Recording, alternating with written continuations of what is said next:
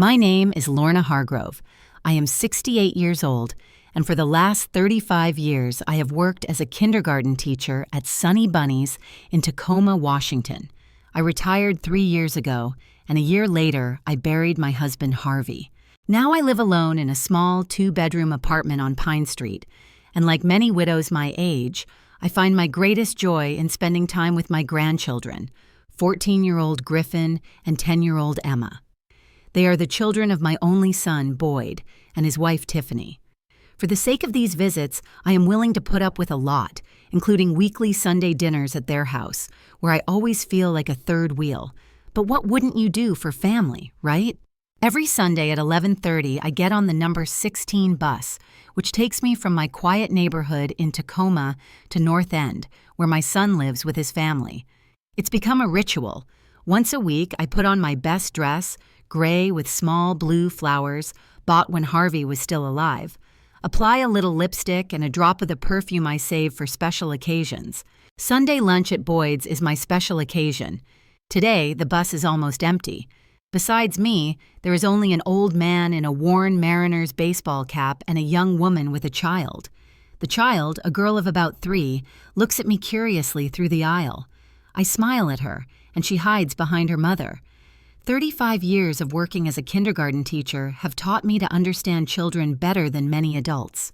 I am not offended by her shyness. By the end of the trip, she is waving goodbye. It's still a block away from my son's house. It's not easy for a 68-year-old with arthritis in her knees, but I never complain. Boyd once offered to pick me up, but there was so much insincerity in his voice that I declined. My independence is worth more than the pain in my joints. Boyd and Tiffany's house is a 2-story house with a neat lawn and a freshly painted fence. Like something out of a catalog, Tiffany likes to say. I ring the doorbell, and Emma, my 10-year-old granddaughter, opens the door. "Grandma!" She hugs me with genuine joy, and that hug is worth the whole trip. "I made cookies with chocolate chips, just like you taught me. Let me take a look at you." I step back to get a better look at her freckled face, so much like my Harvey's. "You look like you've grown since last Sunday." "Half an inch." She nods seriously. "We measured ourselves at school. I marked it on the wall." From deep inside the house, Tiffany's voice calls out, "Emma, invite Grandma into the house. Don't keep her standing at the door." My sister-in-law's voice always sounds an octave higher when there are guests in the house, even if the guest is just me. Everything in the living room has changed since my last visit. There's a new ivory-colored sofa, matching armchairs, and a glass coffee table that probably costs as much as 3 months of my pension. The old furniture was quite decent, but Tiffany is always updating something. "Lorna, you're just in time." Tiffany emerges from the kitchen in a new dress that flatters her figure. At 42, she looks 35, and she puts a lot of effort and money into it. "How do you like our new furniture? I just couldn't resist when I saw it in Interior Plus." "It's very nice," I replied diplomatically, remembering how just 2 months ago she showed me the previous sofa with the same enthusiasm. "Where's Griffin?" "In his room, playing video games as usual." Tiffany rolls her eyes. "Griffin! Grandma's here!"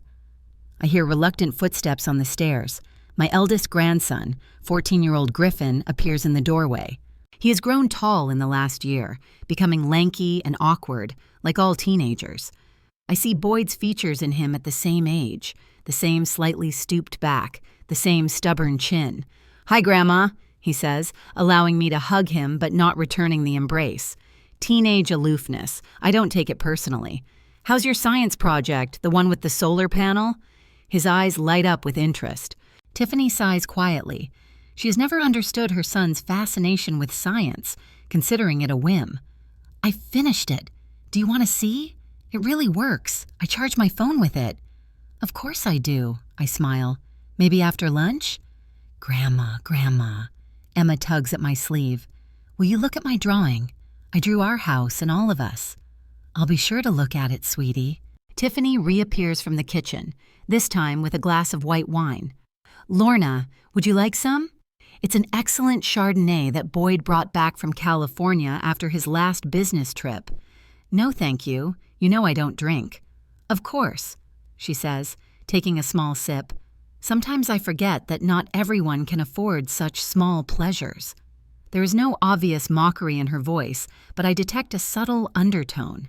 For Tiffany, my sobriety is not a principle, but further proof of my obsolescence. "Where's Boyd?" I ask, sinking into a new chair. It's unexpectedly soft, and I almost fall into it. "In the garage, messing with his boat." Tiffany shakes her head, but I can see that her annoyance is feigned. Boyd's new boat is as much a status symbol as her designer dresses and expensive furniture. "Emma, call your father and tell him Grandma's here." Emma runs off, and Tiffany sits down across from me, crossing her legs elegantly. "How's your blood pressure, Lorna? Last time you complained of dizziness." "I'm fine, thank you." I don't mention that I had to give up some of my medications because of the cost. My pension doesn't stretch forever. "How's your new job?" "Oh, it's so stressful," she sighs dramatically. "I have to deal with all kinds of people, and not everyone understands style. But my clients love my recommendations." Tiffany works as a style consultant in an expensive boutique. I'm not sure you can call it a new job. She's been there for 3 years, but she always talks about it as if it were a recent acquisition. "Hi, Mom." Boyd enters the room, wiping his hands on a rag. My son is still handsome at 45, tall with barely noticeable gray hair at his temples. He leans down to kiss me on the cheek. He smells of motor oil and expensive cologne. "How was your trip?" "Great, the bus was almost empty. I told you I could pick you up."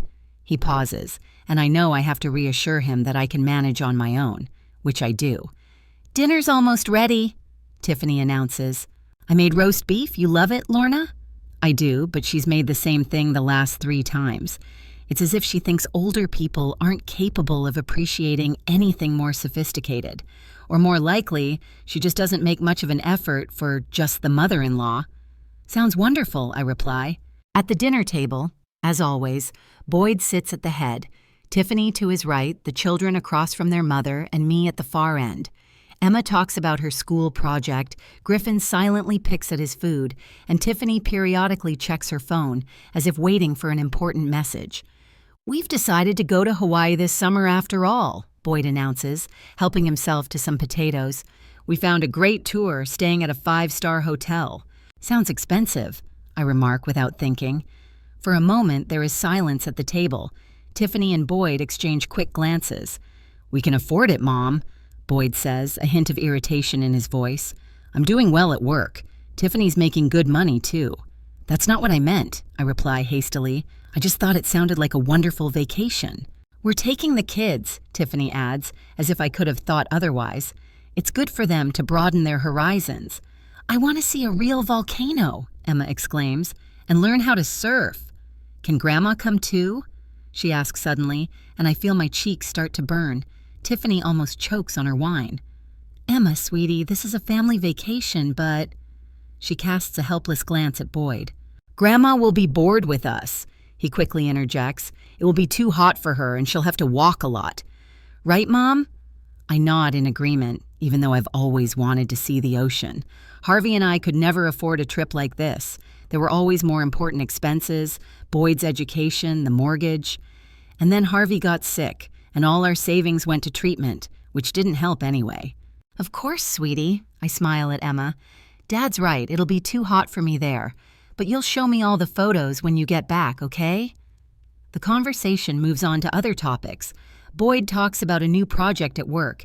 He's a middle manager at a construction company, and his stories always involve huge sums of money and important clients.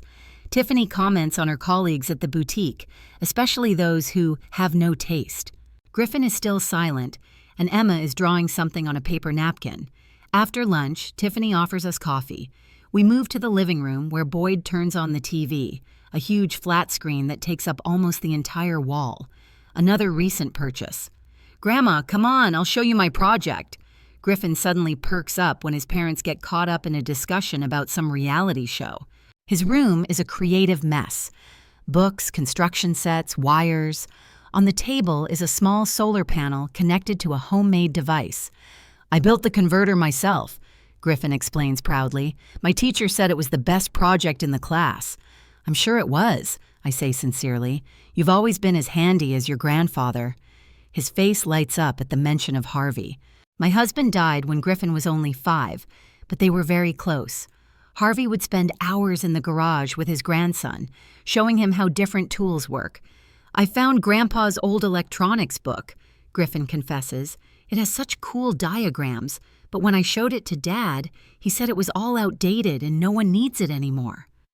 I feel a twinge of pain. Boyd had always been impatient with his son's interests, which didn't fit his idea of a promising future. Your grandfather believed that understanding the basics was more important than the latest fads, I say. He would have been proud of you. Really? Griffin's voice sounds so desperate for approval that my heart sinks. Absolutely. Tiffany enters the room without knocking. There you are. Griffin, did you make a mess again? She looks around the room critically. I asked you to clean up before Grandma came. It's fine, I say quickly. We were just looking at his science project. It's very impressive. Yes, of course, she says, clearly not listening. Griffin, your father wants to show you something in the garage, something to do with the boat. My grandson's face instantly falls. He reluctantly gets up and leaves the room without saying a word. His constant inventions. Tiffany shakes her head when we are alone. Boyd says we should encourage his interest in technology, but I think he needs to spend more time with his peers. You know, all those gadgets can't replace real friends. I remain silent. I can't explain to her that some children find it easier to communicate with machines than with people. Griffin is the spitting image of his grandfather, a quiet, thoughtful man who felt comfortable only in his workshop. Come on, Emma wants to show you her drawings, Tiffany says, already at the door, not waiting for my answer. Emma's room is all pink. The walls, the bedspread, the curtains, dolls and stuffed animals are neatly arranged on the shelves. My granddaughter takes a sketchbook out of her desk drawer. Look, Grandma, it's our family.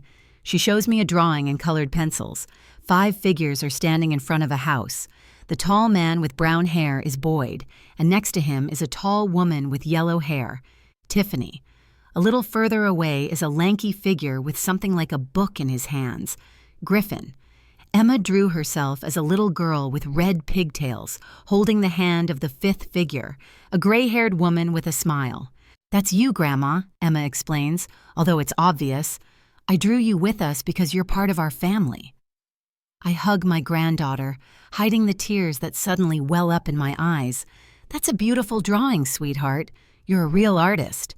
Dad said he'll hang it in the living room, Emma announces proudly, next to the new paintings Mom bought. I nod, though I doubt a child's drawing will fit into Tiffany's immaculate interior. The new paintings Emma is talking about are expensive, abstract canvases that, according to Tiffany, reflect contemporary trends in art. Emma, it's time to get ready for dance class, Tiffany's voice calls from the hallway. We're leaving in 15 minutes. But I wanted to spend more time with Grandma, Emma protests. You have a performance in 2 weeks. You can't miss rehearsals. Tiffany appears in the doorway, already dressed in more casual clothes. Lorna understands, right? Of course I understand. I always do. Go on, sweetie, I say to Emma. I'll come to your recital, I promise. You'll be sure to come? Emma's eyes are full of hope. Of course. How could I miss my favorite granddaughter's recital? Tiffany glances at her watch. Boyd will take you home, Lorna. You and Griffin can stay a little longer while Emma and I are at the dance. Don't worry, I can take the bus, I start, but Tiffany is already shaking her head. No, Boyd insists. Besides, you and Griffin don't see each other very often. That's not true. I see my grandchildren every Sunday, but there's no point in arguing. 15 minutes later, Tiffany and Emma leave, and I'm left in the living room with Griffin, who is buried in his phone. Grandma, he says suddenly, without looking up from the screen, you're not going to give Dad your money, are you?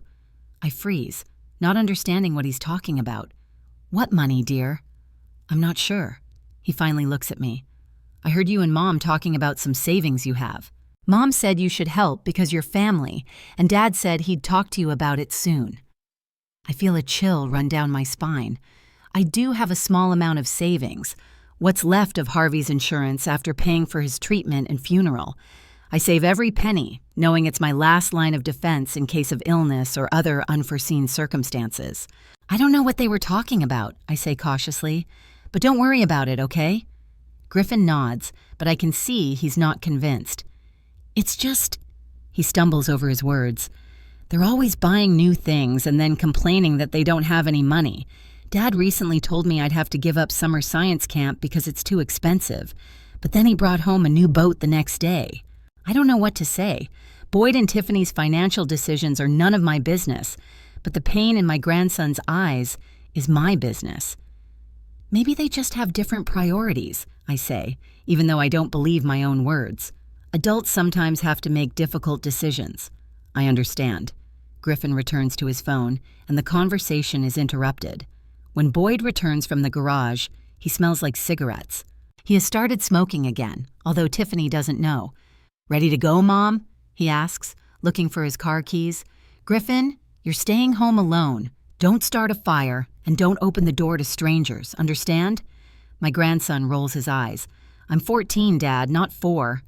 When I was your age, I was working on weekends and helping my parents," Boyd says with his usual tone of disapproval. "All you do is sit around playing with your gadgets." I see Griffin cringe and quickly intervene. "He was showing me his science project. It's very impressive." Boyd waves his hand dismissively. "Yeah, sure. Come on, Mom. I've got things to do today." I hug Griffin goodbye and promise to come back next Sunday. In Boyd's car, a new SUV with leather seats, we drive in silence.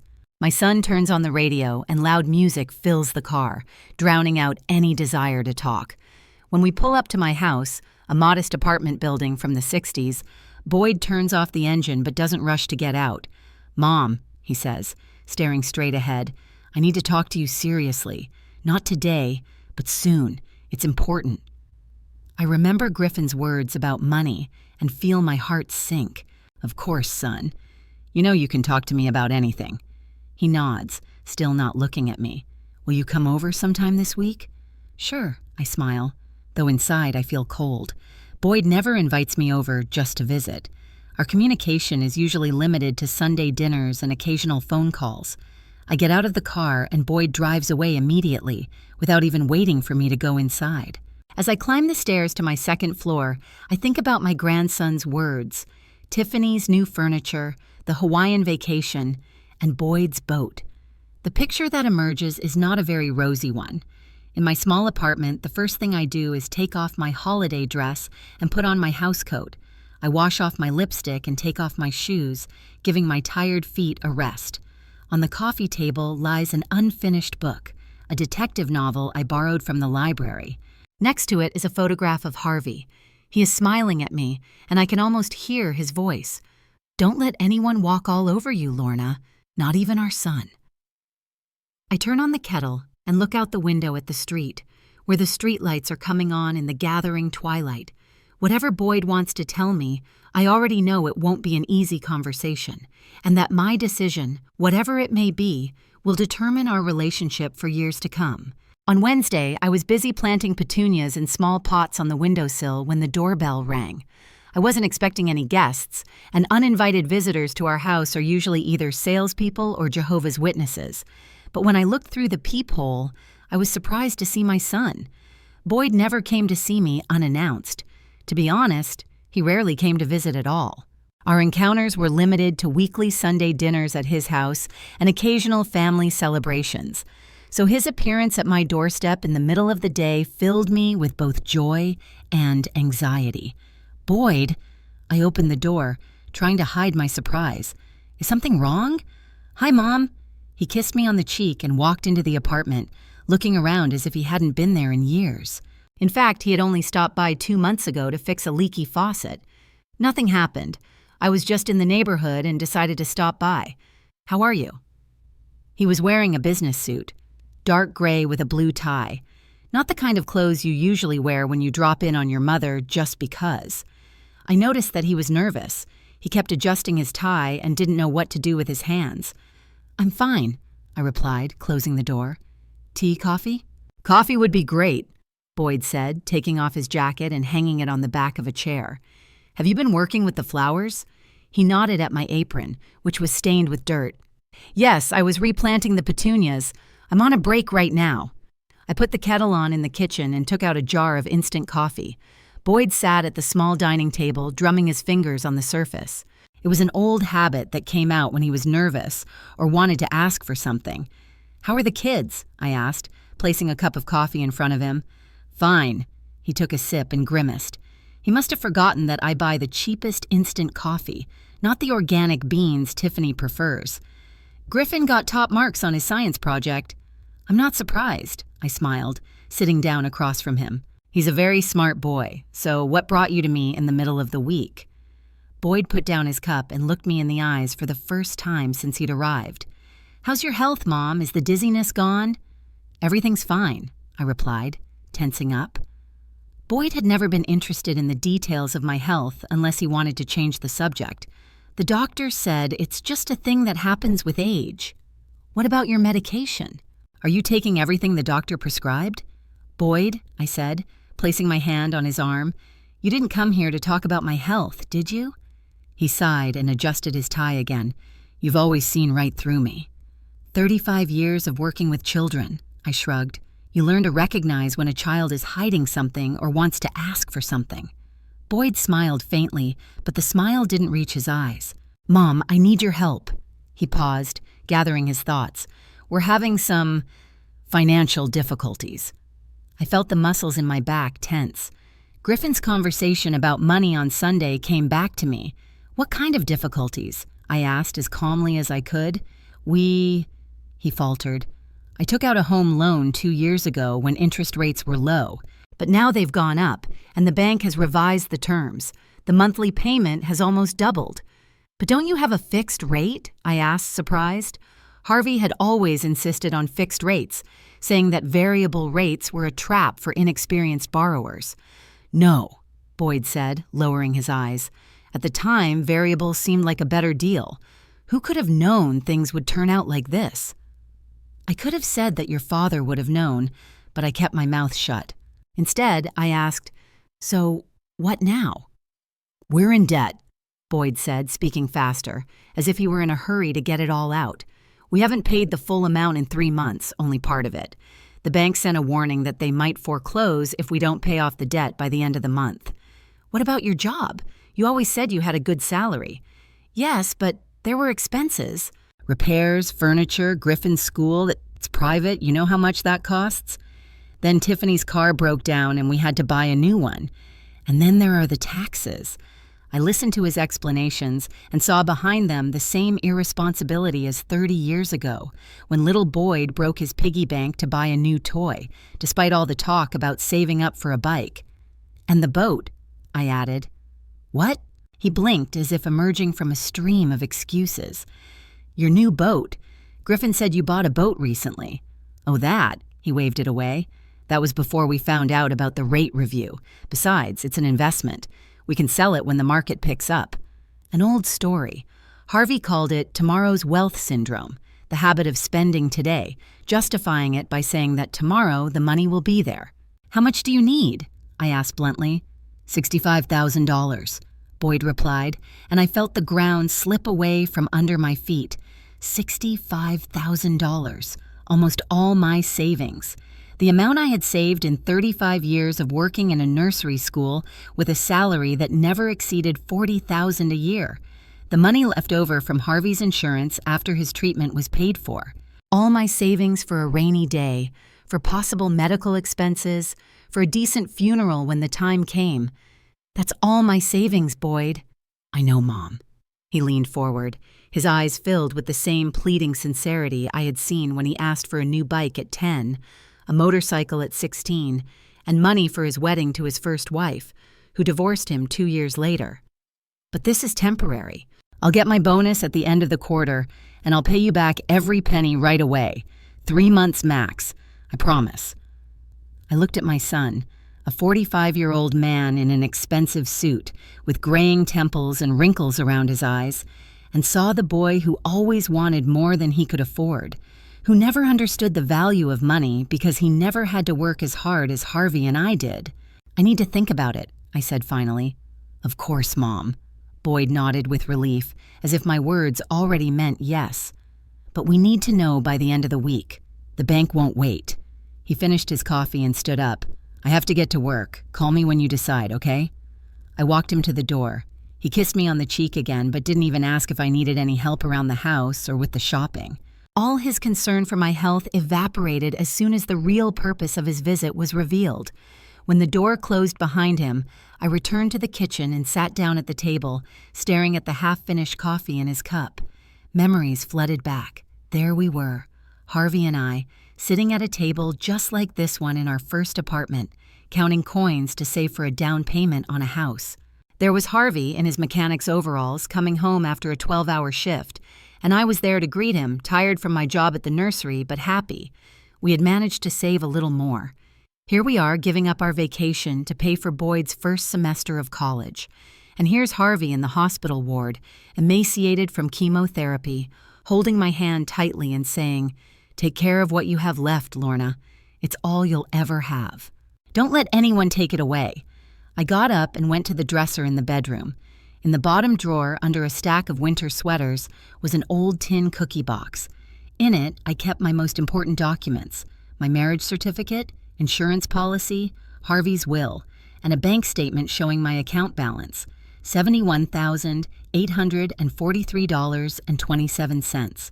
The result of 35 years of saving, summer jobs when the kindergarten was closed, insurance payments after Harvey's death.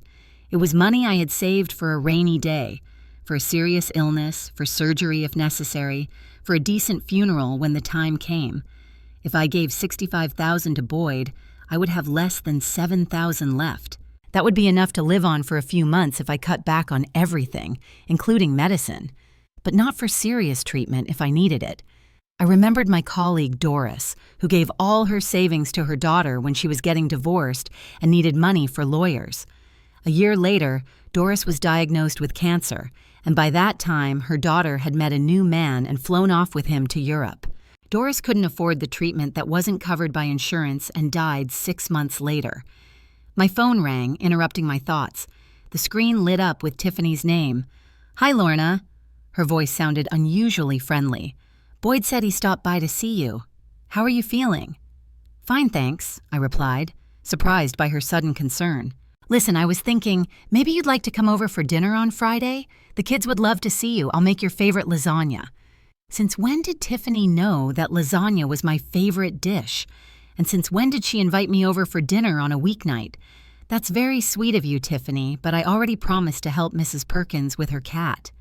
He needs to go to the vet, and she can't carry the carrier. Lying came easily to me. Mrs. Perkins really existed. She was my neighbor on the staircase, but she didn't have a cat. But it was a great alibi. "Oh." Tiffany's voice sounded disappointed. "Well, maybe next time. You'll think about what Boyd said, right? That's it." "Of course I will. It's just a temporary situation," Tiffany continued. "We just didn't budget properly. You know how it is." "No, I don't. Harvey and I never spent more than we earned. Even when times were tough, we always put something aside. I'll let you know by the end of the week," I said neutrally. "Thanks, Lorna." Tiffany's voice was as sweet as syrup. "We knew we could count on you. After all, we're family." After that conversation, I decided to take a walk. I put on my everyday coat and went outside. The spring air was fresh and the sky was clear. I walked without a destination, just to clear my head and organize my thoughts. My path led me to a small park where I often walked with my grandchildren when they were younger. Now other children were playing there, and young mothers sat on benches, buried in their phones. I sat down on a free bench and watched the little ones in the sandbox. I used to sit here watching little Boyd. He was an energetic child, always wanting to be the center of attention, always demanding more. More toys, more candy, more attention. Harvey said we spoiled him. Maybe he was right. I remembered the day Boyd started first grade. Harvey took the day off work, a rare occurrence, to walk his son to school. After Boyd disappeared through the school doors, Harvey hugged me and said, "Our job now is to teach him to stand on his own 2 feet." Did we succeed? Judging by today's request, no. I sat in the park for about an hour, thinking about my options. Help my son and risk losing our livelihood if he gets sick? Or refuse and possibly jeopardize their home, my grandchildren's comfort, and my relationship with my family? When I got home, I took out an old photo album and opened it to a page with a family photo of me, Harvey, and 10-year-old Boyd at an amusement park. We are all smiling, happy, even though the trip cost us a month's savings. Harvey always said that some things are worth the expense, but he also said that you shouldn't give money to someone who doesn't know how to handle it. It's like giving matches to a child. That evening, I called my old friend Marge. We had met in college and had stayed in touch ever since, even though she had moved to Portland. "What would you do?" I asked, explaining the situation. "I'd say no," Marge replied without hesitation. "Lorna, you know I love you and your family, but Boyd is a grown man. He has to take responsibility for his decisions. But they could be evicted from their home." "I doubt it," Marge snorted. "Banks usually give people plenty of chances before they evict them, especially if there are children involved.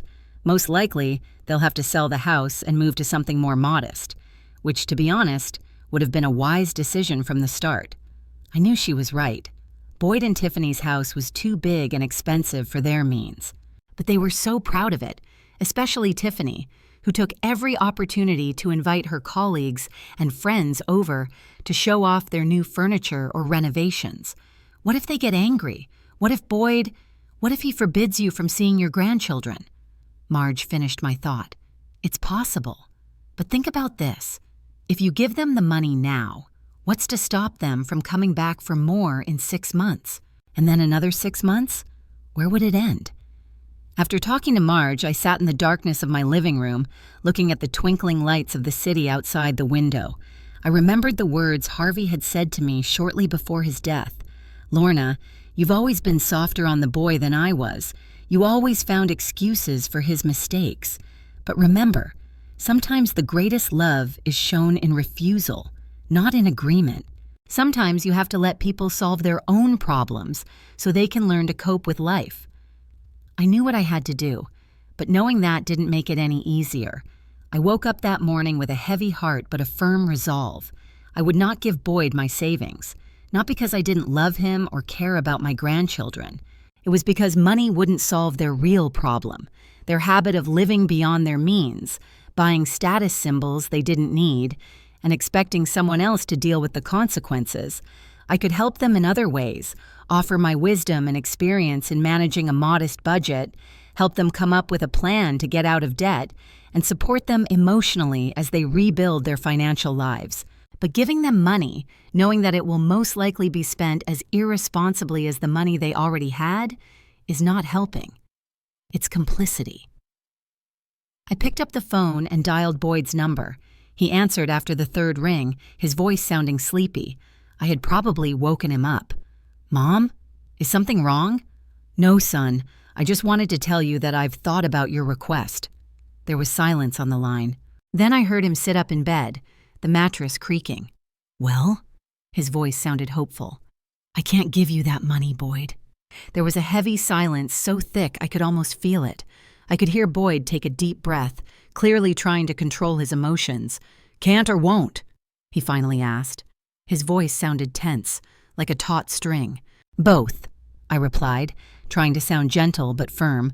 "Boyd, I can't give you almost all my savings. It's all I have for my old age, for emergencies, for what?" he interrupted.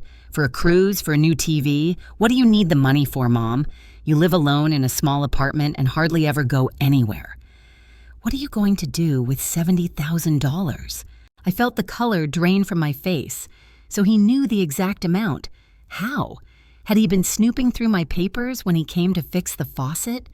"It doesn't matter," I said, trying not to rise to his provocation. "That money is my only security. If I get sick—" "You have health insurance," he interrupted again. "That only covers basic expenses. You know that. If I need serious treatment, surgery, care, you have me." His voice took on a note of resentment. "Don't you trust me? Do you think I won't take care of you if you need help?" I closed my eyes. How could I explain to him that it wasn't about trust? That I had seen too many examples of children with the best intentions, unable to help their parents because they had their own lives, their own problems, their own expenses. "Boyd, listen," I tried to speak calmly. "I'm not saying I don't want to help you. I'm offering a different kind of help. We can work out a plan together to cut back on expenses and get out of debt. I can watch the kids while you and Tiffany are at work to save money on a babysitter. We don't need advice on how to save money. His voice grew louder. We need money to save our house.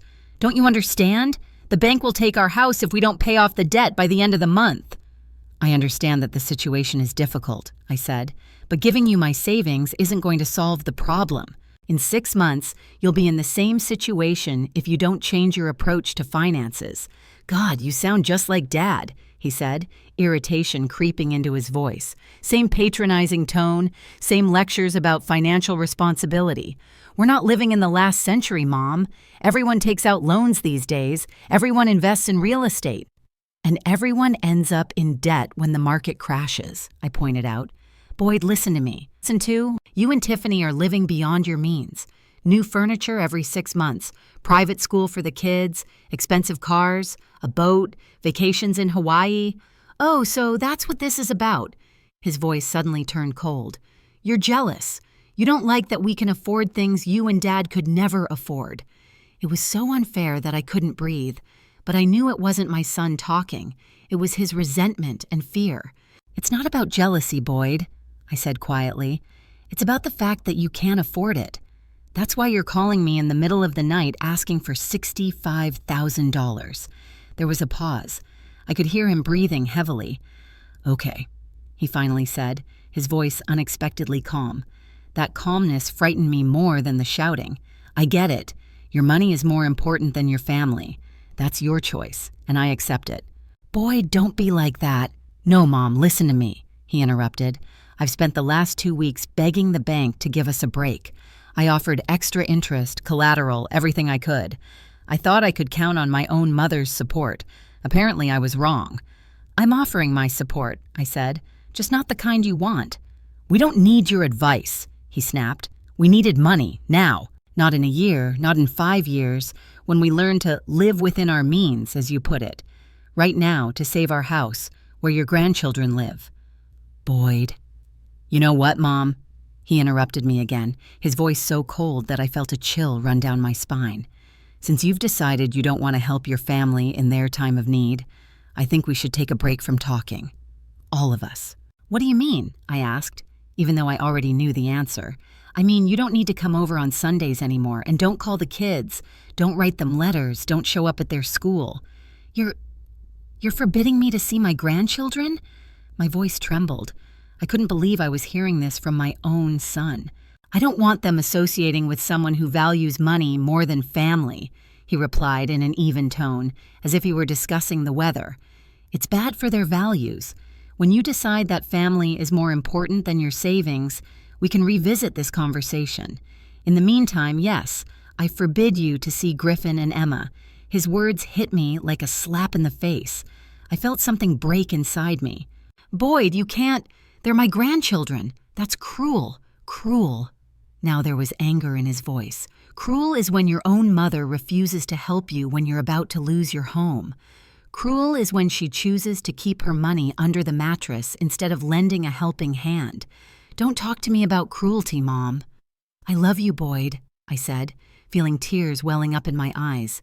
And I love Griffin and Emma more than life itself. Please don't do this.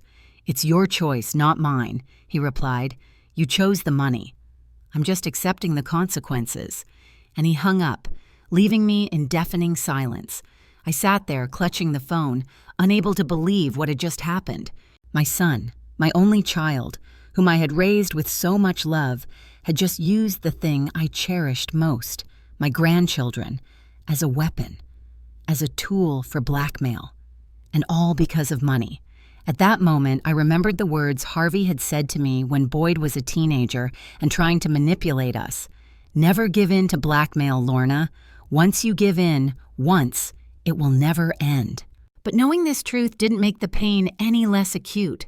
For the next 2 days, I didn't call Boyd, hoping he would cool down and come to his senses. Instead, I tried to contact Griffin through his school email address, which he had given me when he was doing a project about his family last year. I wrote a simple message, without mentioning the conflict with his father, just asking how he was doing and how his new science project was coming along. There was no response. On Friday, I decided to call Boyd's house, hoping that Tiffany or one of the kids would answer. After the fifth ring, the answering machine kicked in with Tiffany's voice. "You've reached the Hargrove family. We can't answer your call right now, but please leave a message and we'll get back to you as soon as possible." "Hi, this is Lorna," I said after the beep. "Just wanted to see how you were doing. Call me back when you can." On Saturday mornings, I usually called Emma, a little ritual we had established a few months ago. She would tell me about her week, her dance class, school, and I would share stories from my childhood that she loved to hear. But this Saturday, no one answered my call. I tried again in the afternoon and again in the evening. Same result. On Sunday, I woke up with a heavy heart, knowing that I wouldn't be going to my weekly lunch today. For the first time in 3 years, I would miss seeing my grandchildren.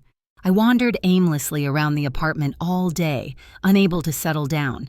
Several times I picked up the phone but stopped myself. No, I won't beg. I won't call and ask if I can come over. That's exactly what Boyd wants. For me to feel guilty, to come groveling with my checkbook. Instead, I decided to get some fresh air and went to the grocery store. Returning home with 2 light bags, I noticed a familiar car parked near my house, Tiffany's dark blue Volvo. My heart leapt. Had they changed their minds? Brought the kids? I quickened my pace as much as my knees would allow and almost ran into the building. But there was no one at my door. Maybe they were already inside. Maybe Boyd had used his key. Opening the door, I realized the apartment was empty. There were no signs of visitors. I rushed to the window and saw Tiffany coming out of the neighboring building and getting into her car. She was alone, without the children, and she clearly wasn't coming to my place. What was she doing in the house next door? Then I remembered Desse, Mrs. Klein, Griffin's best friend's mother, lives there. They must have been picking up Griffin after he spent the night at his friend's house. That meant they were right nearby, literally a few meters from my house. And they didn't even call. That hurt. But it hurt even more when I ran into Mrs. Klein at the mailboxes the next day and she told me that Tiffany had come over specifically to warn her not to give me any information about Griffin or let him talk to me. "She said you had some kind of conflict," Mrs. Klein explained awkwardly. "Something about you being unstable and a bad influence on the children." Of course, I didn't believe her. I've known you for 5 years. You're the most level-headed grandmother I've ever met. But still, what's going on, Lorna? I didn't go into details, just said that we had some differences, but it was a family matter that I hoped would be resolved soon. Mrs. Klein nodded understandingly, but I could see curiosity in her eyes, and worse, pity. Unstable? A bad influence on the children? I couldn't believe Tiffany was spreading such lies about me. Although on the other hand, she had to explain somehow why a caring grandmother had suddenly stopped communicating with her grandchildren. It was easiest to blame me. A week passed without a single call from Boyd or Tiffany. I tried calling several more times, left messages, sent emails, no response. On the 10th day, I couldn't take it anymore and called Emma's school, introducing myself as her grandmother, which was true, and saying that I needed to give her a textbook she had forgotten at home, which was a lie. The secretary politely informed me that Emma had been absent from school for 3 days with the flu. I immediately called Boyd, ready to put my pride aside to find out how my granddaughter was doing. This time, he answered on the second ring. "Yes?" His voice sounded tense. "Boyd, it's Mom. I just found out Emma is sick. How is she?" Pause. "She's fine. Just a cold. But the school said she had the flu and has been absent for 3 days. Mom, don't call the school," he said, his voice tinged with irritation. "It looks strange." "I'm worried about my granddaughter," I protested. "How else can I find out what's wrong with her if you won't answer my calls?" "We're busy," he replied curtly. "We're very busy right now." "Boyd," I took a deep breath. "Please, let's talk. I understand that you're upset about my refusal, but using children—" "No one is using anyone," he interrupted. "We're just very busy. We're solving our problems on our own, just like you wanted." "I never said I didn't want to help," I exclaimed. "I offered other help, not money." "We don't need advice, Mom." His voice became cold. "We needed real help, which you didn't want to give us. Now we have to figure things out on our own." "Can I come over?" I asked, feeling a lump rise in my throat. "At least to visit Emma. She's sick." "Now's not a good time," he snapped. "Tiffany doesn't want anyone coming over until Emma is fully recovered. Infection and all that." Infection? As if I, a grandmother, could harm a sick child with my presence. "How's Griffin?" I asked, realizing the conversation was coming to an end. "Did he get my letters?" "I don't know," Boyd replied. "He doesn't use that mail much. Listen, Mom, I have to go. I'll call when it's a better time to talk." And he hung up again, without waiting for my response. I stood in the middle of the kitchen, listening to the dial tone, feeling anger rising inside me. Not sadness or resentment, but anger. Anger at Boyd for using children as weapons. Anger at Tiffany for spreading lies about me. Anger at myself for not raising my son to be strong enough to deal with difficulties without resorting to blackmail. 2 weeks after our conversation with Boyd, I received a message from Tiffany. Not a call, not a letter, but a text message. "Emma is performing in a school concert this Friday at 7 p.m. Let me know if you want to come." No greetings, no questions about how I was doing.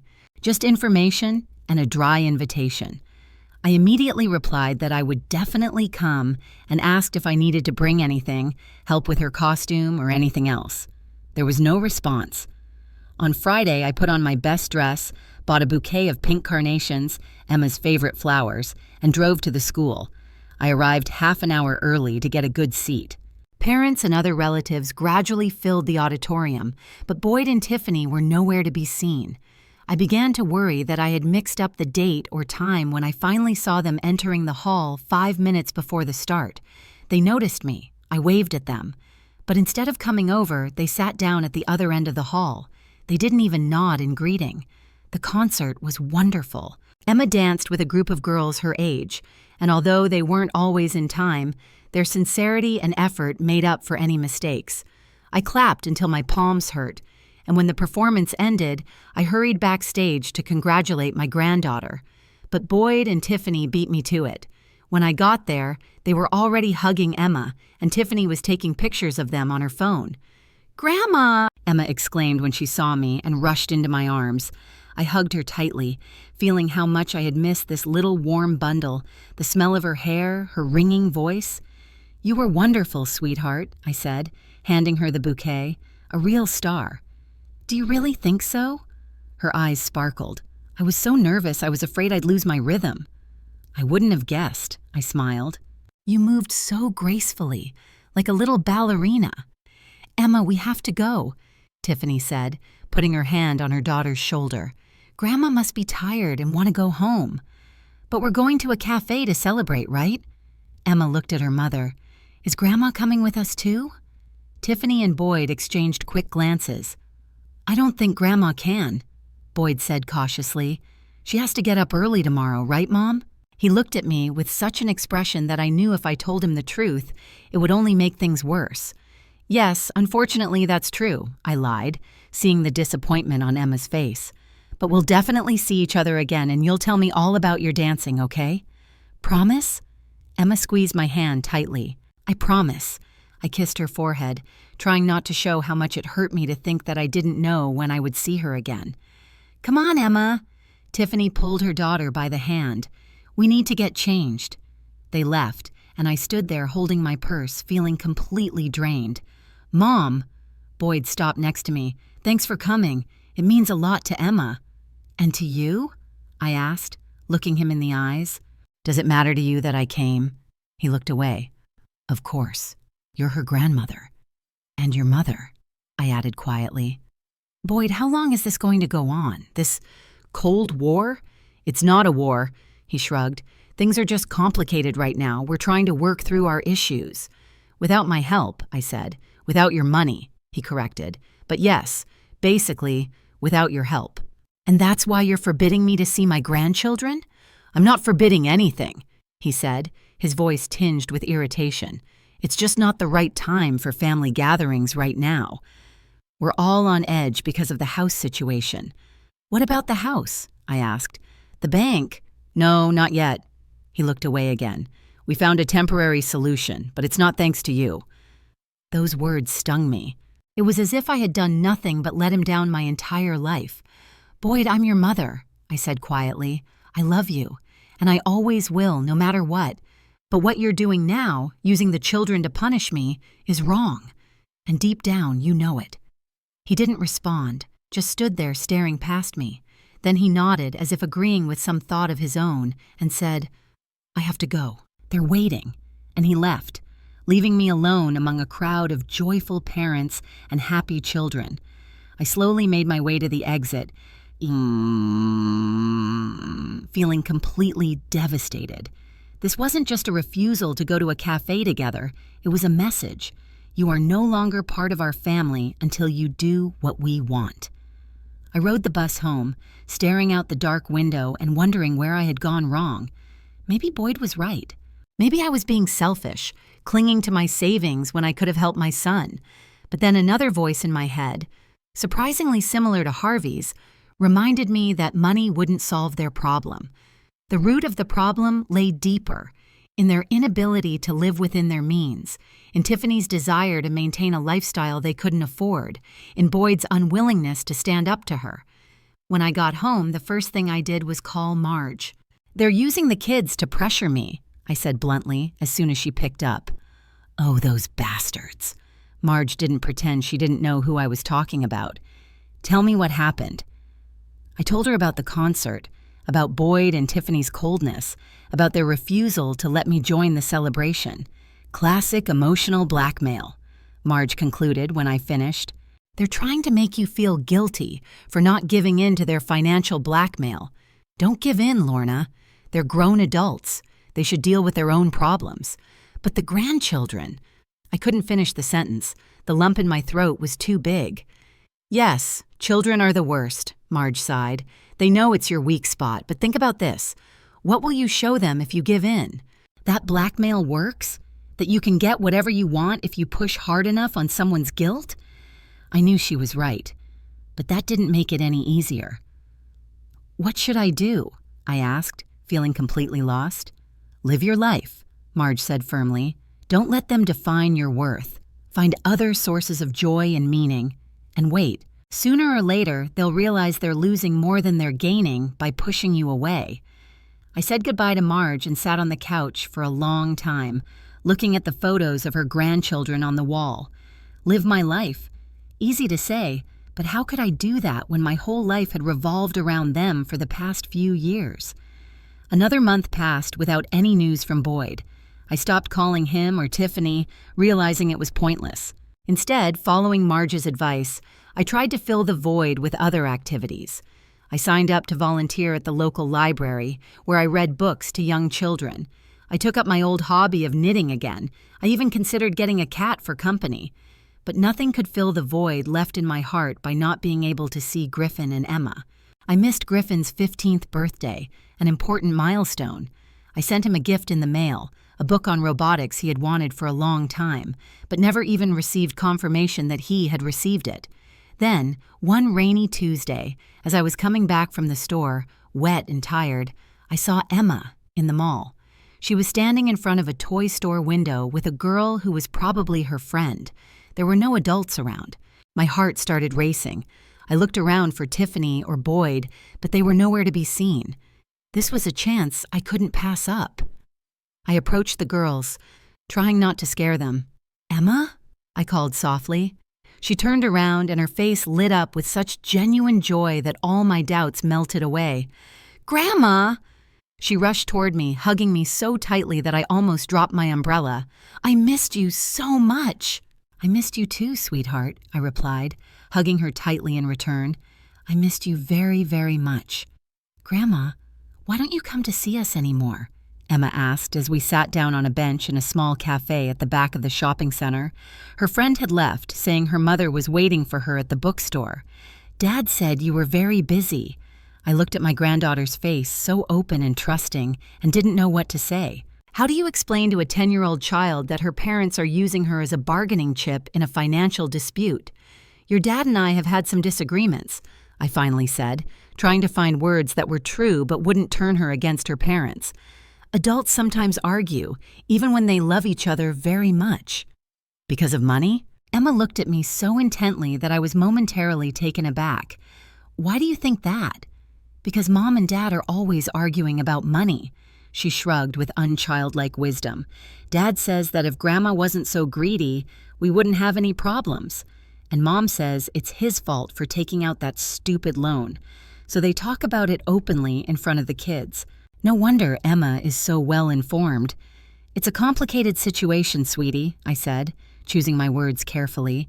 Your dad wanted me to give him the money I'd been saving for years for my retirement. I refused because that money is all I have. And your dad was very upset. And that's why he forbade us to see you? Emma frowned. That's stupid. Griffin said so. Griffin? I felt a spark of hope flare up inside me. Did you talk to him about me? Of course, she nodded. We talk about you a lot. Griffin said that Dad is acting like a child who didn't get his candy, and that it's not right to punish you and us just because you don't want to give away your money. I felt a surge of pride for my eldest grandson. 15 years old and already so mature and rational. Griffin is very wise for his age, I said, just like his grandfather. He says so too, Emma smiled. He remembers Grandpa better than I do. He says you're alike, always thinking ahead and never spending more than you can afford. Those weren't her words, obviously, but I was touched that Griffin remembered Harvey's principles so well and passed them on to his sister. How are things at home? I asked, changing the subject. Everything okay? Emma lowered her eyes. Not really. Mom and Dad are always fighting. Dad says we might lose our house, and Mom says she'd rather lose the house than her reputation. I don't really understand what that means. I didn't really understand either, but I guess that Tiffany was probably worried about how she would look in the eyes of her friends and colleagues if they had to move to a more modest home. How's your dancing? I asked, changing the subject to something more pleasant. Emma's face lit up, and she started talking about the new choreography they were learning, her teacher, and the upcoming competition. I listened, absorbing every word, every intonation of her voice. How I had missed this. We talked for almost an hour, sharing news and laughing at jokes, as if the month apart had never happened. But when Emma glanced at her watch and gasped, my heart sank. I have to go. Mom said she'd meet me at the fountain at 4. She'll be worried. Of course, sweetie, I nodded, knowing our meeting was coming to an end. Maybe you won't tell your mom you saw me, I suggested, feeling like a conspirator. I don't want you to get in trouble because of me. Emma wrinkled her nose. I don't like to lie, Grandma. You taught me that it's wrong. You're right, I sighed. Then just tell her the truth. That you ran into me by accident and we talked for a while. Okay, she nodded. Then suddenly her eyes widened. You know what? Griffin has a spare phone, an old one that a friend gave him when he got a new one. He keeps it in his locker at school so his parents won't find it. We can talk on it. I was touched by my grandson's ingenuity and concerned that children had to resort to such measures to keep in touch with their own grandmother. Sweetie, I don't want you and Griffin to get in trouble because of me, I began, but Emma was already pulling a piece of paper and a pencil out of her pocket. Here's the number, she wrote in her neat, childish handwriting. Griffin checks his messages after school when he goes to chess club. That's Monday, Wednesday, and Friday. I took the piece of paper, feeling both guilty and grateful. Thank you, sweetie. But let's make a deal. If your parents find out about our communication and get angry, you'll tell me right away, and we'll stop, okay? Okay. Emma nodded, then quickly hugged me. I have to run. I love you, Grandma. I love you too, sweetheart. Very, very much. She ran off, and I sat there in the cafe staring at the piece of paper with the phone number on it.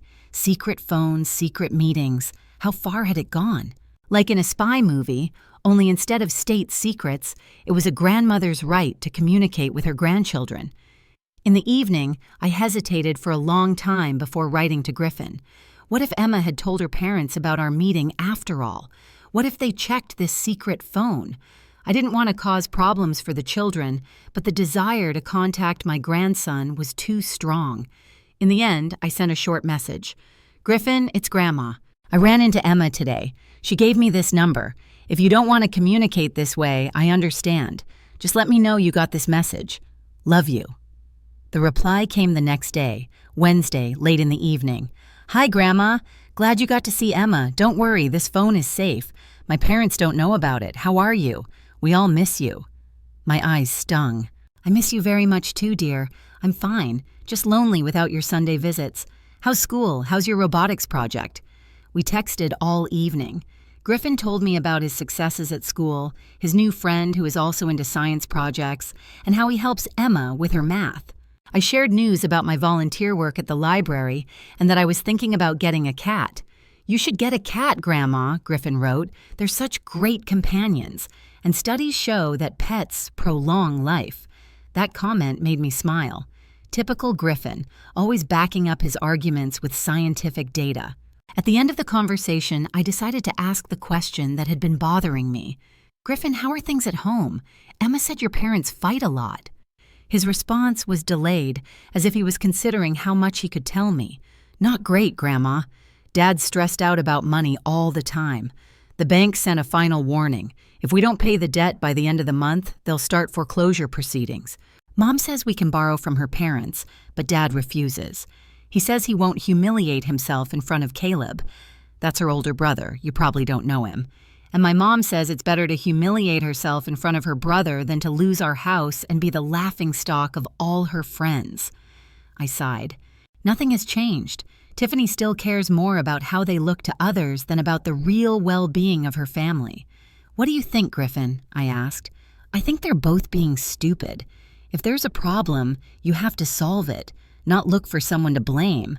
Dad's mad at you for not giving him money, but that's his problem, not yours. And Mom, she just can't accept the idea of moving to a smaller apartment and possibly transferring me to a public school instead of a private one.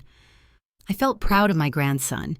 15 years old, and he thinks more sensibly than many adults. You're very wise, Griffin, just like your grandfather.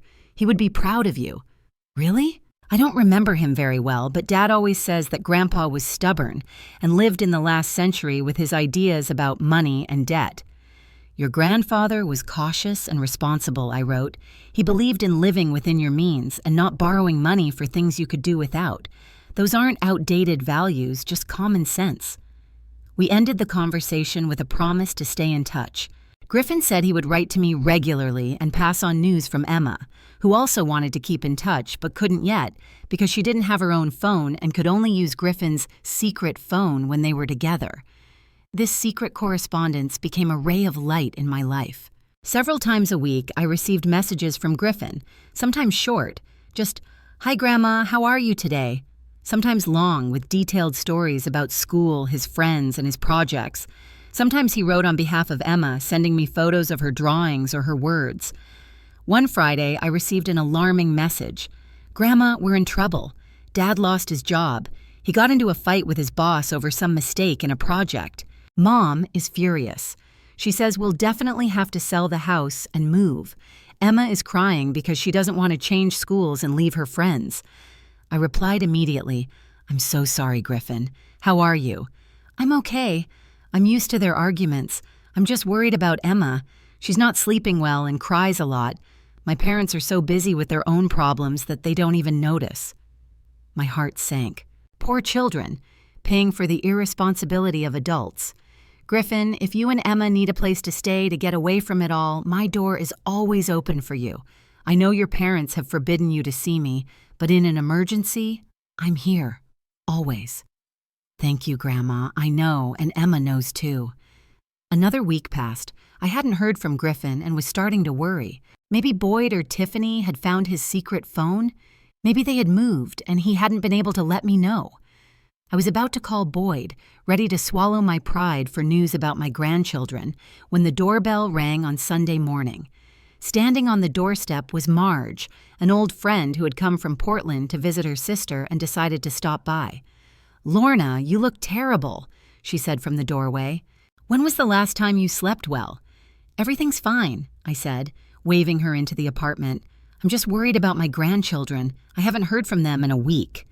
"What about your son?" Marge asked, walking into the kitchen and unceremoniously peering into my refrigerator. "My God, Lorna, this place looks like a bachelor pad. 1 yogurt and half a bag of frozen peas." "I haven't been eating very well lately," I admitted. As for Boyd, we haven't spoken since that conversation. Marge shook her head, taking a container out of her bag. "I thought so. I brought you my signature stew, and don't argue. You'll eat it. even if I have to feed you with a spoon." I couldn't help but smile. Marge had always been like that, blunt to the point of rudeness, but caring in her own way. Over lunch, the stew was delicious, she told me the latest news about her life, her children and grandchildren, and the trip she was planning for next year. I listened half-heartedly, nodding in the right places, but my mind was far away. "Lorna!" Marge suddenly covered my hand with hers. "I saw your son yesterday." I looked up, surprised. "Boyd? Where?" "At the supermarket on Oak Street. He was alone and looked disheveled, not like himself." "Did you talk to him?" I held my breath. "No, he didn't notice me. But I asked the cashier. She knows everyone in our neighborhood. She said your son lost his job a couple of weeks ago, and it looks like he and his wife split up. She moved in with her parents, and he's staying with the kids." I felt my heart skip a beat. Tiffany left? She left Boyd alone with the kids at such a difficult time? "Are you sure?" "About the job, yes, Liz," the cashier, said he told her himself when she asked how things were going. As for his wife, it's mostly rumors, but the fact is, no one has seen her in over a week, and your son has been doing the shopping alone or with the kids. I tried to process this information. Boyd had lost his job. Tiffany seemed to have left him. And the children, my poor grandchildren, were caught in the middle of all this chaos. "I need to get in touch with him," I said, getting up from the table. "Are you sure?" Marge looked at me skeptically. "After everything he's done?" "He's my son, Marge. And Griffin and Emma are there with him. If Tiffany really left, they need help."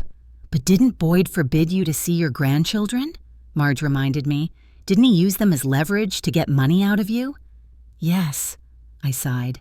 "And I'm still angry at him for that. But this isn't about him, it's about the children.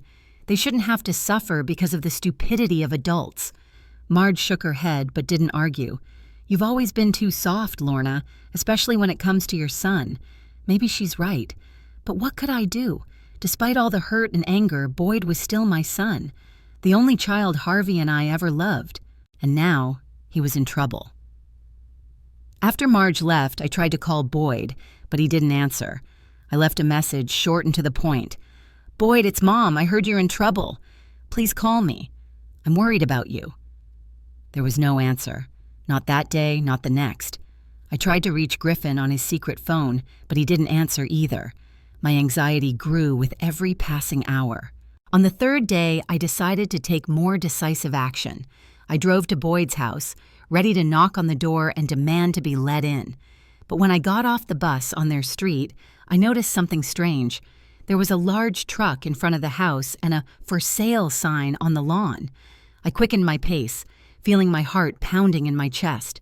Had they already sold the house? Had they moved without saying a word to me? As I got closer, I saw men carrying furniture out of the house. The big sofa that Tiffany loved to show off to guests. The dining table where we used to gather every Sunday. Boyd was standing by the truck checking some papers. He looked haggard with dark circles under his eyes and unkempt stubble on his cheeks. "Boyd?" I called, approaching him. He looked up, and his face showed surprise mixed with something else. Shame? Fear? I couldn't tell. "Mom? What are you doing here?" "I've been trying to call you," I said. "I was worried. Where are the kids?" He ran his hand through his hair, a gesture he always made when he was confused or embarrassed. "They're at the neighbors. Mrs. Wilson is watching them while I—" He waved toward the truck. "Until I figure everything out." "Are you moving?" I asked, even though the answer was obvious. "Yes," he said, looking down. "The bank is taking the house after all. We have 2 weeks to get out." "What about Tiffany?" I cautiously asked the question that was tormenting me. Boyd smiled bitterly. "She went to her parents' house. She said she wasn't going to live in some shitty rental, and that she'd come back when I sorted out our financial problems." I shook my head. So the rumors were true. Tiffany had run away as soon as it became clear that her comfortable life was over. "I'm sorry, Boyd." "You're sorry?" He looked at me with sudden anger. "If you had just given us that damn money, none of this would have happened. We would have kept the house. Tiffany wouldn't have left. The kids wouldn't be suffering." I felt anger rising inside me. After everything that had happened, he still blamed me? "Boyd, listen to me carefully," I said, trying to sound calm. "I'm not to blame for you and Tiffany living beyond your means. It's not my fault you took out a variable rate mortgage when your father always said it was a trap. It's not my fault you lost your job, and it's definitely not my fault your wife turned out to be so—" I faltered, searching for the right word. So unreliable. Boyd opened his mouth to argue, but then closed it and slumped his shoulders as if all the air had been let out of him. "I know," he said quietly. I need someone to be angry at. And you've always been there. You've always taken my anger, my mistakes. I'm sorry, Mom." I felt my eyes fill with tears. It was the first sincere apology he had given me in a long time. "Where are you going to live?" I asked, changing the subject. "I don't know," he shrugged. "I'm looking for an apartment, but with my credit history and no steady job, it's not easy. I might have to stay in a motel until I find something suitable." "A motel? With the kids?" I couldn't believe my ears. "Boyd, you can live with me. I don't have much space, but there's enough for the 3 of you." He looked at me in surprise. "After everything I've done? After I forbade you to see your grandchildren? After all those terrible things I said?" "You're my son," I replied simply, "and they're my grandchildren. Family isn't just for when things are good." Boyd looked at me for a long time, then nodded as if making a decision. "Thank you, Mom, but only temporarily, until I find a job and a place to live. I don't want to be a burden." "You've never been a burden," I said. "But there's one condition." "What?" He tensed. "No manipulation, no emotional blackmail, no attempts to make me feel guilty for protecting my savings. We're adults, Boyd. Let's act like it." He nodded, and I saw something in his eyes that I hadn't seen in a long time. Respect. "Deal, Mom. I've learned a lot these past few weeks, and not all of it has been pleasant. Sometimes the most important lessons are the most painful," I said, remembering Harvey's words. At that moment, I saw Griffin and Emma running out of the house next door. They saw me and rushed toward me, shouting, "Grandma! Grandma's here!" I opened my arms, ready to embrace them, feeling warmth spreading through my chest. Loss and gain, that's how life works. I lost my husband, I lost my job, I lost touch with my grandchildren for a while. But now, looking at the children running toward me and at my son, who despite all his mistakes had found the strength to acknowledge them, I realized that I had gained something important, a new beginning for our family. It won't be easy, and there are no illusions, but there is hope for a better future. 3 months flew by unnoticed. I never thought that at the age of 68 I would start a new chapter in my life, sharing my small apartment with my son and 2 grandchildren. But life is full of surprises, not always pleasant, although sometimes troubles lead to unexpected turns. The first weeks were the most difficult. My modest 2-room apartment was not designed for 4 people. Griffin and Emma settled in the living room. We turned the sofa into a bed for the boy and bought a small folding bed for Emma. Boyd slept on an inflatable mattress in the corner of the same room. There was no personal space, no privacy. Even taking turns in the bathroom became a matter of careful planning. "It's temporary," Boyd repeated every evening, more to himself than to us. "I'll find a job soon, and we'll find something suitable." I didn't argue. I knew he needed to believe that to keep from falling apart completely. Losing his home, his job, his wife. It was too much for one man, even if some of those losses were the result of his own decisions. We tried not to talk about Tiffany in front of the children. She called them once a week, usually on Sundays. The conversations were short and awkward, and Emma often cried afterwards, while Griffin became even more withdrawn. "She asked when we were coming home," Emma said after one such call. "I told her we were already home with Grandma." She got angry. "She just misses you," I replied, even though I didn't believe it myself. Tiffany missed the perfect picture of family life she had created in her imagination, but not the real people with their problems and imperfections. Boyd looked for work every day. He left early in the morning and came home late at night. I knew he spent most of his time at the library, sending out resumes and calling potential employers. Sometimes he managed to get a side job, filling in for someone at a construction site, helping someone move, repairing a friend's car. It was pennies, but he insisted on giving me half of what he earned for groceries and utilities. "No, don't," I said. "Save it for your own place." "I'm not going to live off you, Mom," he replied firmly. "It's enough that you put a roof over our heads." In his insistence, I saw glimpses of the old Boyd, the responsible boy Harvey and I had raised before life, and his own ambitions led him down a different path. The children adapted more quickly than we expected. Griffin transferred to a regular school near my house. His private school was now too expensive and too far away. At first, he was worried that his new school wouldn't offer the same opportunities for science projects, but he soon discovered that his physics teacher was a real enthusiast, eager to support students who were passionate about their subjects. They quickly hit it off. Emma also went to the new school. It was harder for her. She missed her friends and her dance club. But she gradually settled in, made friends, and even joined a theater studio at the local community center. It turned out that she had a talent not only for dancing, but also for acting. I returned to my volunteer work at the library, but now I only went twice a week instead of 4. I needed to spend more time at home helping with the children while Boyd looked for work. And I have to admit, I enjoyed the time with my grandchildren, helping Griffin with his science projects, listening to Emma rehearse her lines for the school play, cooking dinner together. Simple pleasures I had been deprived of for the last month because of a stupid conflict. In the 6th week of our life together, Boyd got a job offer. Not a management position like before, but a regular specialist at a construction company, with half the salary, but with the possibility of advancement and, more importantly, a stable income.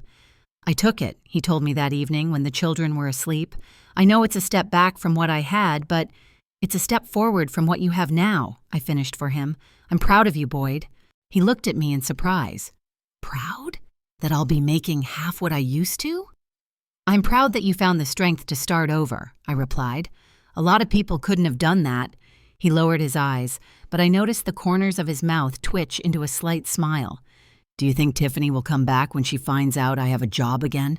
he asked after a pause. I thought about it. Should I tell him the truth? That a woman who abandoned her husband and children in a difficult time is unlikely to return for a modest-paying job as a junior specialist? That her ideas about life seemed incompatible with reality? "I don't know, son," I replied honestly, "but if she only comes back for the money, is it worth it?" He was silent for a long time, then nodded. "You're probably right. It's just the kids miss her, especially Emma." "Kids adapt," I said, remembering my experience working with preschoolers, especially when they feel loved and cared for. "And you're a great father, Boyd. Much better than you think you are." Those words seemed to surprise him. Perhaps for the first time in a long time, he felt like he was doing something right. With Boyd's new job, our life became more structured. He left early in the morning and came home for dinner. The children and I developed a routine: breakfast, school, homework, dinner. On weekends, we went to the park or the movies if we could afford it. It was a modest but stable life. At the end of the 2nd month, Boyd announced that he had found an apartment he could afford. "It's small, only 2 rooms, but it's in a good neighborhood, close to the kids' school," he said. "I can make the down payment at the end of the month when I get my paycheck." "You can live here until you find something that's really right for you," I offered. "Don't rush into anything." "Thanks, Mom, but it's time for us to get on our feet," he replied. "We've already taken advantage of your hospitality." "You haven't," I insisted. "You're my family." "I know," he smiled, "and that's exactly why we need to move on. I want the kids to see that their father can provide a home for them. It may be modest, but it's theirs." I understood him. For Boyd, it wasn't just a practical matter, it was a matter of principle, a matter of self-respect. After all he had lost and been through, he needed to feel that he was in control of his life again. "But you'll come over for Sunday dinner?" I asked, feeling tears welling up in my eyes. I'd grown accustomed to the constant presence of my grandchildren, their laughter, even their quarrels and tantrums. "Of course," Boyd squeezed my hand. "Every Sunday, I promise." A week before their planned move, there was an unexpected knock at the door. Tiffany stood on the doorstep, elegant as always, but with a tense expression on her face. "Hello, Lorna," she said in a formal tone. "I've come to see the children." I stepped aside silently, letting her in. The children were home. Griffin was helping Emma with her math homework. Seeing their mother, they reacted differently. Emma ran to her with a joyful cry, while Griffin remained seated, watching warily. "My darlings!" Tiffany hugged Emma, reaching out her other arm to Griffin, who reluctantly stood up and let her hug him. "I missed you so much." "Then why did you leave?" Griffin asked bluntly, pulling away. "Why did you leave us when Dad lost his job and our home?" Tiffany flinched as if she had been slapped. "It's hard to explain, sweetheart. Adults sometimes make mistakes. I needed time to think." 3 months? Griffin's voice was full of skepticism. "You needed 3 months to think while Dad, Emma, and I were trying to survive?" "Griffin," I interjected gently, "why don't you go to the store? We need milk for dinner." He realized I was giving him a chance to cool down and nodded. "Okay, Grandma." "Emma, will you go with him?" "But Mom just got here," the girl protested. "It's okay, sweetie," Tiffany said. "I'll stay here until you get back. Your grandmother and I need to talk." When the children were gone, Tiffany and I sat down in the kitchen. She looked uncomfortable in my modest home, accustomed to spacious rooms and expensive furniture. "I heard Boyd found a job," she began. "Yes," I confirmed. "He's been working for almost 2 months now." "Did he find an apartment too?" "He's planning to move next week." She nodded, as if confirming what she already knew. "I want to go back to them," she said finally, "to Boyd and the kids." I remained silent, waiting for her to continue. "These 3 months with my parents, they were awful," Tiffany confessed. "My father kept reminding me that he warned me not to marry Boyd. My mother pretended to sympathize, but I could see she was gloating over my failure. My so-called friends stopped calling when they found out I couldn't go shopping and dining with them anymore. And now you want to come back," I stated. "Yes," she looked up at me. "I know what you think of me, Lorna, that I abandoned my family when they needed me, that I'm a bad mother. Maybe you're right, but I want to make things right. I want to be with my children." "What about Boyd?" I asked. "Do you want to be with him? Even if he's no longer a high-paid manager but just a construction worker? Even if instead of a big house in a prestigious neighborhood, you have a small apartment?" Tiffany was silent, her eyes downcast. "I don't know," she said honestly at last, "but I know I have to try, for the kids." At that moment, Boyd returned. He froze in the doorway when he saw Tiffany. "What are you doing here?" he asked without greeting her. "I came to see the kids," she replied. "And you?" I stood up, realizing they needed to talk alone. "I'll go check on Griffin and Emma," I said, heading for the door. "They went to the store." But Boyd stopped me. "No, Mom, stay. We don't have secrets in this family. Not anymore." Those words surprised me. Boyd had always been the type to deal with his problems on his own without involving me in the details. Now he was asking me to stay, to witness an important conversation. "Tiffany," he turned to his wife, "I'm glad you came to see the kids. They missed you. Especially Emma." "I missed you too." She took a step toward him. "Boyd, I want to come back. I want us to be a family again." "A family." He repeated the word as if tasting it. "We were a family when we had a big house and my high salary. Then I lost my job, we had to sell the house, and you disappeared. That's not what I call a family. I made a mistake," Tiffany said, lowering her eyes. "I was scared. You know what it was like growing up poor? I swore I'd never go back to that life. And when we started losing everything—" "We didn't lose everything," Boyd interrupted. "We lost things. The house, the car, the furniture. But we still had the important things. We had each other, our children. You're what we lost, Tiffany." She flinched as if she had been struck. "I know," she said quietly, "and I want it back. Us." Boyd looked at her for a long time, then sighed. "I can't make a decision right now. I need to think. And talk to the kids. Their opinion matters too." Tiffany nodded, accepting his condition. "Of course. I understand." At that moment, Griffin and Emma returned. Seeing their father and mother together, they froze in the doorway.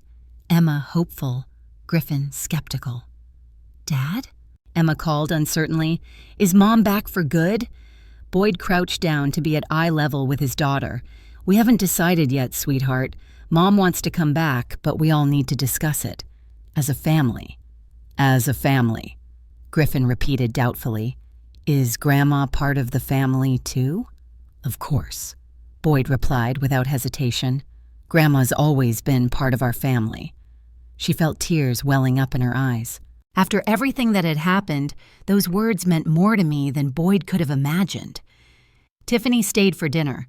The conversation was awkward, with long pauses and cautious remarks, but it was the first step toward something new, toward the honesty that had been so lacking before. After dinner, Boyd walked Tiffany to the door. I couldn't hear their conversation, but I saw them standing there talking for a long time, Tiffany wiping her eyes several times, Boyd finally giving her a short hug. It wasn't a passionate embrace between lovers, but rather a gesture of reconciliation and forgiveness. Will she come back? I asked when he returned to the apartment. I don't know, Boyd replied honestly. We agreed that she would come to see the kids and spend time with them, and then we'll see. I nodded, not wanting to pressure him with advice. Boyd had to decide for himself if he was ready to give Tiffany a second chance. With his new understanding of life and her, perhaps sincere, perhaps not, desire to change. A week later, they moved into a new apartment, modest but clean and bright. Tiffany helped with the move, and I could see her trying not to grimace at the simple furniture and small rooms. Maybe she really was changing, or at least trying to. On Sunday, they all came over for lunch, as Boyd had promised. Tiffany brought a pie, not from an expensive bakery like before, but one she had baked herself. It wasn't perfect, with burnt edges, but it was clearly made with care. I'm learning, she said with a nervous smile when I praised the pie. I've never cooked before, but now I have a lot of time and not much money. We sat at my small kitchen table, cramped but cozy. Griffin talked about his new science project, Emma about her role in the school play. Boyd talked about work, not bragging about big contracts like he used to, but with the simple pride of a man who does his job honestly. Tiffany was mostly silent, but she listened intently, occasionally interjecting a question or comment. After dinner, when the children had gone out into the yard and Tiffany was helping me with the dishes, Boyd took me aside. Mom, he said quietly, I never properly apologized for what I did, for forbidding you to see your grandchildren because of money. It was unforgivable. But I forgave you anyway, I replied with a slight smile. I know, he nodded, and I want you to know that I've learned a lot over the past few months. Dad was right about money, loans, living within your means. It's a shame it took me losing almost everything to realize that. Your father didn't come to that wisdom right away either, I said. He made mistakes and learned from them, just like all of us. You made mistakes too? Boyd asked, slightly surprised. You always seemed so perfect, I laughed. Oh, son, if you only knew. I've made enough mistakes to fill a book, but one thing I've learned for sure, money is just a tool, not a goal, not a measure of success, not a substitute for love or respect, just a tool that helps us live the way we choose. Boyd nodded thoughtfully. I'm starting to understand that, and you know what? I feel freer than when I had a big house and a bunch of loans. Strange, isn't it? Not at all, I smiled. Freedom isn't about having everything you want. It's about not being a slave to your desires. As they left, Boyd hugged me tighter than usual. See you next Sunday, he said. I promise. I stood at the window watching them walk to the bus stop. Boyd, Tiffany, and the kids. Not a perfect family from a brochure, but real people with their own problems, mistakes, and hopes. My family. Will Boyd and Tiffany return to their former relationship? I didn't know. Could they build something new based on honesty and mutual respect, rather than the pursuit of status and the trappings of success? Maybe. Time would tell. But one thing I knew for sure. No one would ever use my grandchildren as a tool for manipulation again. No one would ever tell me again that I could only see them if I gave up my savings. Because now we all understood the price of such actions, and it turned out to be too high. I walked away from the window and sat down in my old chair, feeling a strange sense of peace. Life is never simple or predictable. It is full of losses and gains, mistakes and lessons, But if you remain true to yourself and your principles, if you don't let fear or greed control your decisions, you will eventually find your way. Harvey would have been pleased, not because I was right to refuse to give Boyd the money, but because I didn't let money, whether I had it or not, destroy what really matters: family, dignity, self-respect. Money comes and goes, Lorna, he used to tell me, but who you are stays with you forever. And at that moment, I knew exactly who I was. Not just an elderly woman with savings she refused to give away, but a person who managed to defend her independence without losing her ability to love and forgive. A person who taught her son, perhaps too late, but still, that true value isn't in the price of your house or your car, but in how you treat those around you. And that was worth all the money in the world.